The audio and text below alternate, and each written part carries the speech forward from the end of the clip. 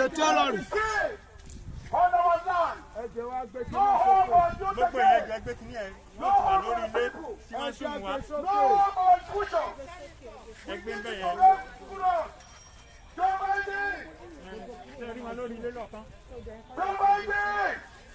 we are calling you now.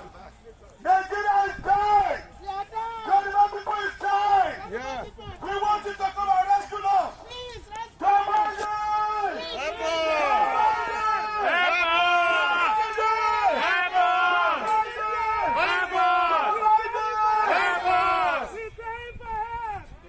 Our people are dying. We need to help right now. Yoruba people is dying. Who are the police killing us? Police and terrorists. Police and terrorists. Police and terrorists. Police and terrorists. Police and terrorists.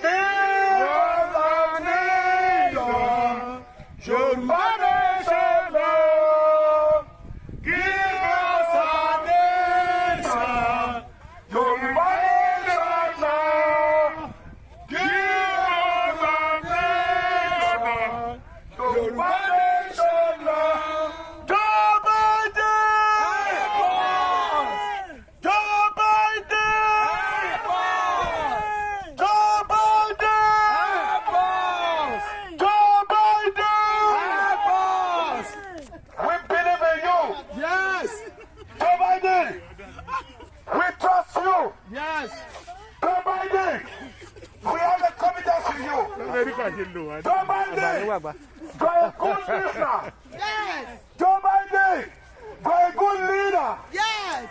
Joe Biden, we have the confidence in you. Yes. Joe Biden, we call on you to come and rescue us. Yes. Joe Biden, come and rescue us. Yes. Joe Biden, come and rescue us. Please. Joe Biden, come and rescue us. Please. Buhari is killing us. Yes.